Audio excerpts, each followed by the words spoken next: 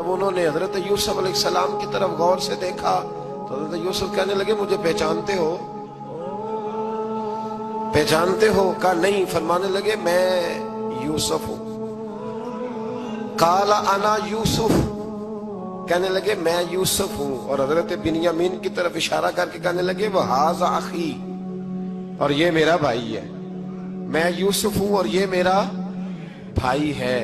اور فرمانے لگے اللہ نے ہم پر احسان کیا ہے، اور جو تقوی اختیار کرتا ہے اور صبر کرتا ہے اللہ تعالیٰ اس نیک کے اجر کو کبھی ضائع. یہ نہیں فرمایا میں نے بڑے تقوی کیے پرہیزگاری کی تو بچ گیا. فرمایا جو بھی تقوی اختیار کرے گا، جو بھی صبر کرے گا، اللہ اس نیک کے اجر کو کبھی ضائع نہیں کرے گا. پھر فرمانے لگے جاؤ آج تم پر کوئی گناہ نہیں. جاؤ ایک دم ہی اسی وقت ہی فرمایا جاؤ میں نے تمہیں معاف کیا، جاؤ میں نے تمہیں معاف کیا. اور فرمانے لگے میری دعا ہے کہ میرا رب بھی تمہیں معاف کر دے. پھر فرمایا یہ میری قمیض لے جاؤ، میرا کرتا، اور میرے باپ کی آنکھوں پہ ڈال دینا، امید ہے ان کی آنکھوں کی روشنی واپس آ جائے. جاؤ لے جاؤ. تو وہ کرتا لے کے گئے. اذهبوا بقمیصی ھذا، یہ میرا کرتا لے جاؤ. دیکھو اللہ والوں کے وجود سے جو چیز لگ جائے تبرک بن جاتی ہے. تو وہ کرتا لے کے گئے. بھائی ابھی دور ہی تھے تو قرآن مجید کہتا ہے ابھی وہ دور تھے تو سیدنا یعقوب علیہ السلام فرمانے لگے بھئی مجھے یوسف کی خوشبو آ رہی ہے، مجھے نا یوسف کی. اللہ اکبر، کون اندازہ کرے باپ اور بیٹے کی محبت کا. مجھے نا خوشبو آ رہی ہے، یوسف کی خوشبو، مجھے خوشبو آ رہی ہے. تو حضرت سیدنا یعقوب علیہ السلام کی آنکھوں پہ ڈالا تو روشنی واپس آ گئی. کعبہ جی ذرا چل کے دیکھو تو صحیح رب نے آپ کے بیٹے کو کتنی شانیں عطا فرمائی. چلو نا. یہ 72 لوگ تھے جو یہاں سے چلے کنان سے، اور ہزاروں کا لشکر لے کر حضرت یوسف آئے، ہزاروں کا لشکر لے کے والد کے استقبال کے لیے. اور جب باپ بیٹے کی ملاقات ہوئی تو امام غزالی فرماتے ہیں 4 لوگ دنیا میں بڑا ہی روئے ہیں. ایک حضور بڑا روئے ہیں امت کے غم میں، اور ایک سیدہ فاطمہ بڑا ہی روئی ہیں حضور کے وصال کے بعد، اور تیسرا فرماتے ہیں یعقوب بڑا ہی روئے ہیں حضرت یوسف کے لیے، بڑا ہی. اور چوتھے امام زین العابدین بڑا ہی روئے ہیں واقعہ کربلا کے بعد.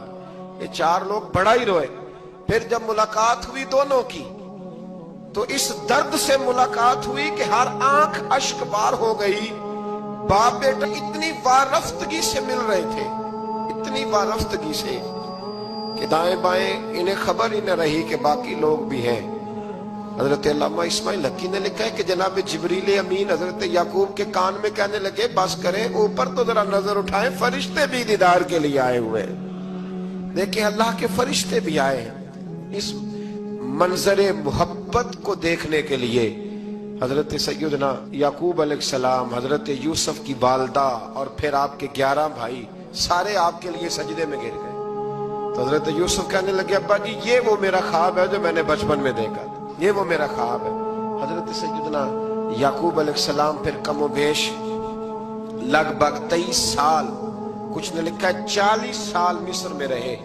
اور جب وصال ہونے لگا تو حضرت یوسف سے فرمانے لگے بیٹا مجھے یہاں دفن نہ کرنا، مجھے وہیں لے جانا جہاں میرے والد دفن ہے. وہاں جا کے وہ دفن ہوئے. حضرت یوسف علیہ السلام نے پھر سالوں حکومت کی مصر پر، پھر وہیں ان کی تدفین ہوئی.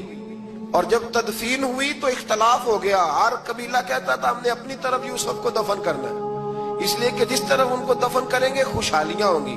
پھر فیصلہ ہوا کہ سنگ مرمر کے تابوت میں رکھ کے حضرت یوسف کو دفن کیا جائے، اور دفن کرنے کے بعد ایسی جگہ پہ دفن کیا جائے جہاں سے پانی چھو کے گزرتا ہے.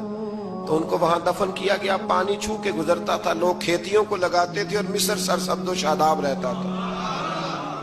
اور پھر حدیث پاک میں موجود ہے، مولا علی شیر خدا رضی اللہ تعالی عنہ فرماتے ہیں کہ نبی کریم علیہ السلام کی بارگاہ میں ایک اعرابی آیا. حضور نے فرمایا کچھ مانگ لو. اس دیہاتی سے حضور نے فرمایا ہے آج وہ مائل باتا اور بھی کچھ مانگ لے. تو کہنے لگا حضور آپ مجھے سواری کے لیے اونٹ دے دیں. حضرت علی کہتے ہیں میں نے کہا ہے افسوس، مانگا بھی تو کیا مانگا. حضور نے فرمایا چل کچھ اور مانگ لے. کہنے لگا چلے آنے جانے کے لیے کرایہ بھی دے دیں, زادرہ بھی دے دیں, کھانے. کیا مانگا؟ تو حضور علیہ السلام نے اسے دے دیا. تو محبوب فرمانے لگے تجھ سے تو موسیٰ علیہ السلام کے دور کی وہ بوڑھی اچھی تھی. کہا وہ بوڑھی کون سی بوڑھی؟ تو حضور علیہ السلام فرمانے لگے رب کریم نے حضرت موسیٰ کو حکم دیا کہ جب آپ مصر سے نکلیں تو حضرت یوسف کی قبر کو کھود کر ان کا تابوت بھی ساتھ لے جائیں. تو حضرت سیدنا موسیٰ علیہ السلام نے عرض کی مالک وہ کیسے پتہ چلے گا؟ فرمایا وہ تو آپ نے خود ہی پتہ کرنا ہے کہ وہ تابوت کہاں ہے. وہ دریا کے اندر تھا. کیسے پتہ کرنا ہے؟ پتہ کرتے کرتے پتہ چلا کہ ایک بوڑھی اماں ہے, اسے پتہ ہے تابوت کہاں ہے. وہ کدھر ہے تابوت؟ تو بوڑھی اماں کو پتہ ہے. حضرت موسیٰ بوڑھی کے پاس گئے, کہنے لگے اماں وہ تجھے پتہ ہے یوسف کی قبر کہاں؟ کہنے لگی پتہ ہے. تو کہا اماں پھر بتا دو. کہنے لگے مفت میں بتا دوں, نبی کے مزار کا ایڈریس اور فری میں بتا دوں, یہ کیسے ہو سکتا ہے؟ تو حضرت سیدنا موسیٰ فرمانے لگے چل قیمت لے. طبرانی کی حدیث ہے, حضور بیان فرماتے.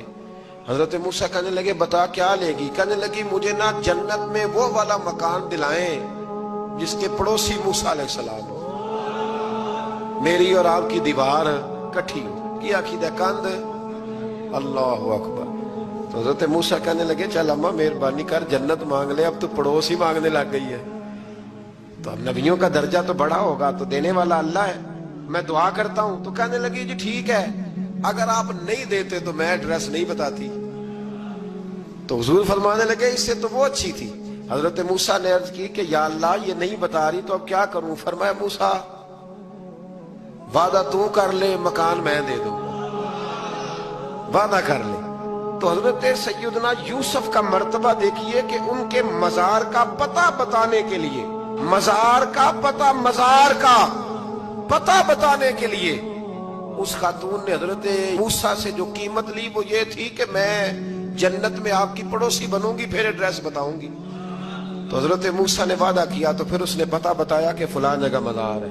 یہ تقریباً سینکڑوں سال بعد حضرت موسیٰ وہ وہاں سے نکال کے تابوت اپنے ساتھ لے کر کے گئے. یہ وہ واقعہ جسے قرآن نے احسن القصص قرار دیا. اللہ کریم نے ہمیں اس واقعے میں یہ بتایا ہے کہ معاملات زندگی سے گھبرایا نہ کرو. جب بھی کوئی آزمائش آتی ہے نا تو پھر اللہ دو آسانیاں عطا کرتا ہے. اور یہ بھی یاد رکھیں جو آسانیوں والے ہوتے ہیں نا آزمائشیں بھی انہیں آتی ہیں. جو لاڈلے زیادہ ہوتے ہیں کئی دفعہ تکلیفیں بھی زیادہ. اللہ تعالیٰ لاڈلوں کو تکلیفوں سے محفوظ رکھے, لیکن تکلیفیں بھی زیادہ انہیں آتی ہیں. حضرت یوسف لاڈلے تھے تو سیدھے کنویں میں گئے تھے, لیکن اللہ بڑا کریم ہے, بھائیوں نے 20 درہم قیمت لگائی تو رب کریم نے فرمایا دیکھنا پھر میں اپنے یوسف کی کیا قیمت بیان کرتا ہوں. پھر کروڑوں اور اربوں قیمت لگی. پھر کہاں کی آزمائش تھی, کہاں کی بات تھی. وہ ہر جگہ صابر رہے, کسی جگہ ان کا کوئی شکوہ نظر, ایک تقوی, دوسرا صبر, خاموشی. ہم لوگ نہ بول کے لڑ کے فتح حاصل کرنا چاہتے ہیں. یاد رکھنا, آخری بات عرض کرنے لگا ہوں, صبر کرنا اور کام کرنا, صبر کرنا اور اپنے حصے کا رزلٹ اپنی مرضی کا نہ مانگنا, رزلٹ رب کریم کی مرضی کا. نتیجہ صبر کریں اور اپنے حصے کی ڈیوٹی کریں, پھر دیکھیں اللہ کتنا عطا فرماتا ہے. ڈیوٹی میں بھی کمزوری نہ کریں اور بے صبری کا مظاہرہ بھی کبھی نہ کریں. اللہ تعالی ہمیں حضرت یوسف کا صدقہ نصیب فرمائے. آخر دعوانا